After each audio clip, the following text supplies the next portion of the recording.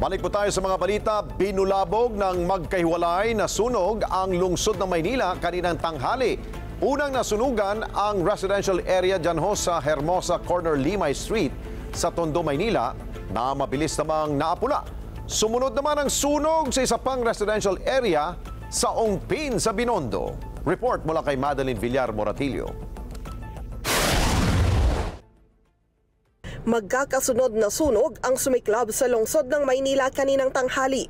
Ayon sa Bureau of Fire, alas 11:53 ng tanghali, unang sumiklab ang sunog sa residential area sa Hermosa Corner Limay Street sa Tondo, Maynila. Umabot hanggang unang alarma ang sunog at mabilis na ideklarang fire out bandang alas 12:25 ng tanghali. Bandang alas 12:17 naman ng tanghali, sumiklab ang sunog sa isa pang residential commercial area sa Ongpin Corner, Bermuda Street sa Binondo.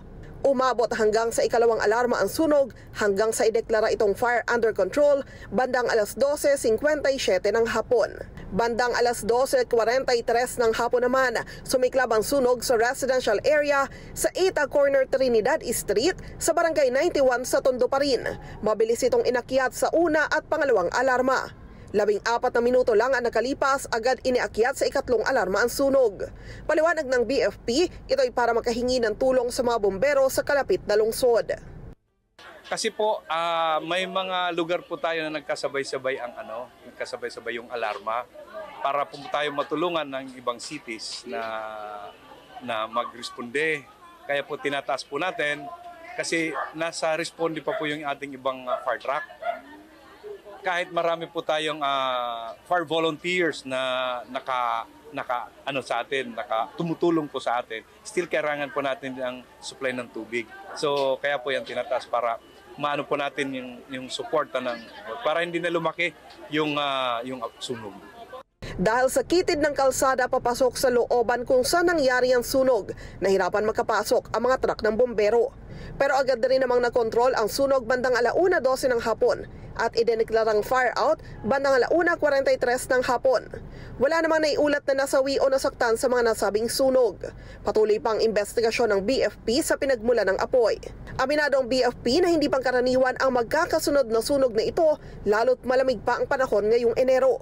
Paalala naman sa publiko para iwas sunog. Kailangan po paulit-ulit natin paalalahanan ng ating mga kababayan na mag-ingat po tayo sa mga appliances natin ginagamit, yung kuryente po na hindi natin ginagamit, yung mga nakasaksak, kailangan po i-unplug po natin pag aalis po tayo ng bahay. Bantayan po natin yung kung wala po tayong kuryente, yung mga kandila. Madeline Villar Moratillo para sa Mata ng Agila. Matatag, matapang, matapat. Samantala, patay naman po ang dalawang kasambahay ng masunog ang tinutuluyan nilang condominium unit sa Ongpin Street, Binondo, Maynila kanina po yang madaling araw.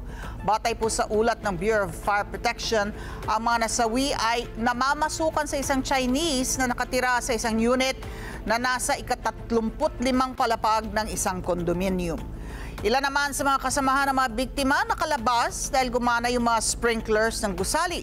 Nabatid na umabot sa unang alarma ang sunog habang 9 na fire trucks po ang agad na rumisponde sa lugar.